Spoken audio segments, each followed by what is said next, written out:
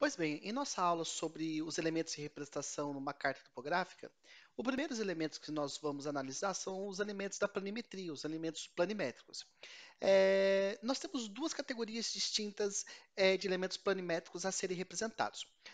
O primeiro deles são os físicos, também denominados de naturais, e existem os culturais, que são os chamados artificiais.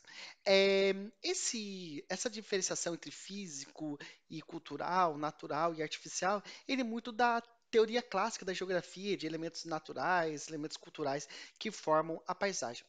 De uma forma geral, nós temos dois elementos principais que são representados nos elementos naturais, que é a hidrografia e a vegetação, né?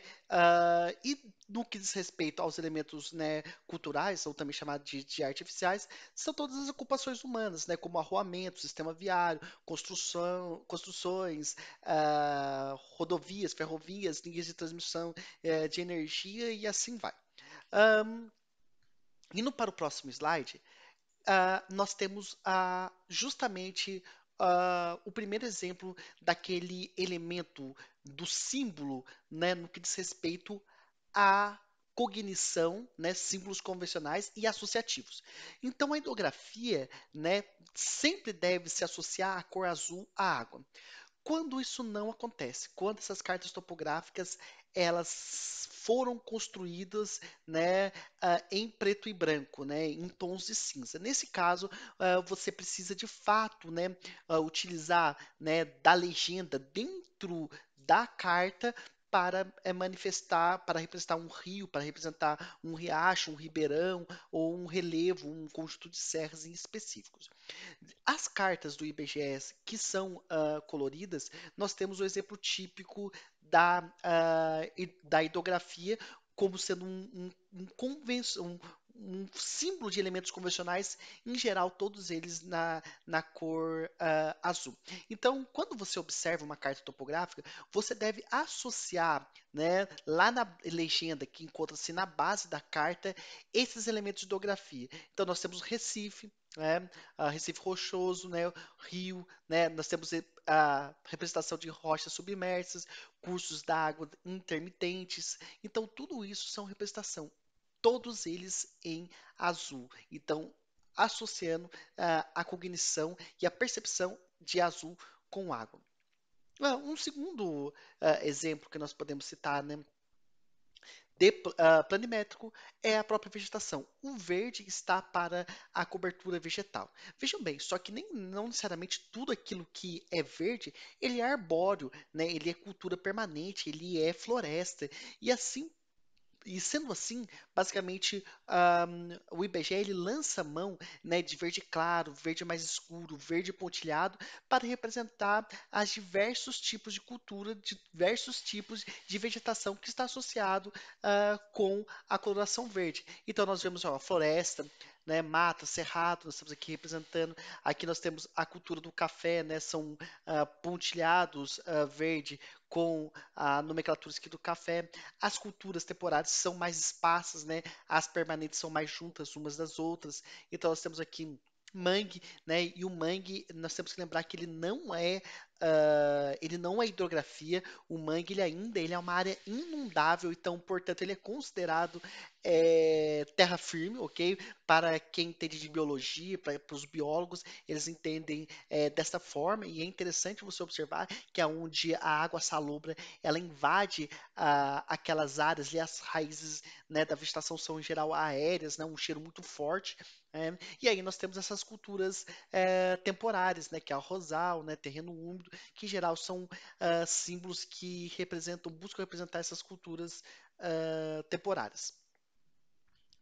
Pois bem, um outro, outros elementos planimétricos que são muito importantes, né, para ser representado é a própria divisão, né, das unidades político-administrativas do Brasil, porque nós temos uma capital federal, nós temos os estados, dentro dos estados nós temos os municípios e conjunto de estados formam regiões. Então nós temos o Brasil é dividido em 5 regiões distintas, né, que é Sul, Sudeste, Centro-Oeste, Norte e Nordeste, e dentro dessas regiões nós temos as subdivisões, né, estaduais e municipais.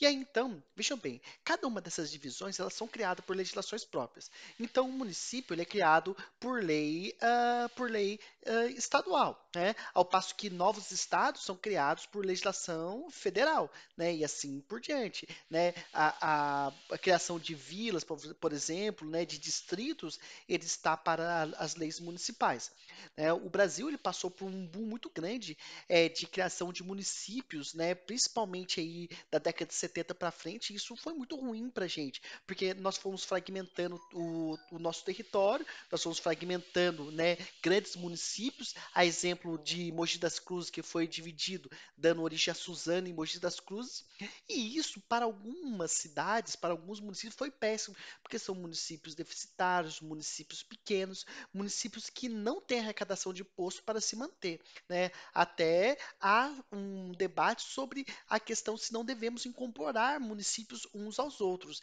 Essa é uma questão, um longo debate que deve ser tratado, que nós devemos olhar com atenção.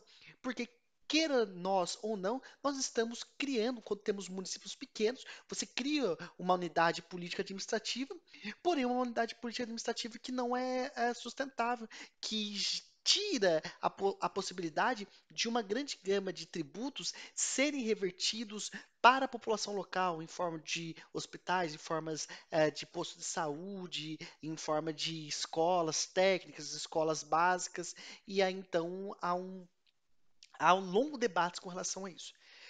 Vejam bem, de uma forma geral, essas unidades políticas administrativas, seja ele o Estado, seja ele o município, eles são representados por linhas convencionais, né? Essas linhas convencionais são os limites, né? Uma linha contínua ou, em outras vezes, uma linha tracejada que faz essa divisão e consta, obviamente, que sempre a sua distinção para saber em qual parte da carta topográfica um município está inserido, uma legenda no rodapé da carta topográfica. Então, aqui nós temos um exemplo na lâmina 9, né, de uma unidade política administrativa, que eu selecionei o Vale do Paraíba. Aqui nós temos Caçapava, né? Então, toda a carta topográfica, né, é representada nesse retângulo. E aí nós temos Caçapava, né, aqui a Nordeste, Taubaté, 3, São José dos Campos, 4 Jambeiro, 5 Redenção da Serra. Então, ainda que essa carta ela seja um único homogêneo, nós temos aqui essa divisão dessa linha tracejada, representando a divisão municipal entre cada uma das cidades aqui da região do Vale do Paraíba. É, obviamente que as cartas topográficas, em geral, elas foram construídas na década de 70, da escala de 1 para 50 mil. E aí, então, toda vez que nós tínhamos o tamanho da fonte, associava-se com a quantidade de habitantes. Então, você pega o tamanho dessa fonte, transpõe lá para onde está escrito Taubaté, ou Jacareí, ou São José dos Campos, e você sabia aproximadamente a quantidade de habitantes que esse município tinha. Obviamente que da década de 70 para cá houve uma mudança muito grande do perfil dos municípios. E aí então essa nomenclatura ela torna-se, digamos que obsoleta. Mas é relevante destacar que num reinventar, numa reconstrução dessas cartas topográficas, essa convenção do tamanho da fonte que representa a cidade, ela representa a escala é a proporção de habitantes que nós temos numa determinada localidade em específico. Com relação às localidades, de uma forma geral, no conjunto, nos centros urbanos, busca-se representar os principais quarteirões, né, as principais áreas edificadas. De uma forma geral, dependendo da escala, essas áreas edificadas elas são marcadas pelas cores cor-de-rosa e edifícios, né, que são relevantes, têm relevante interesse naquela região, são representados de pretos.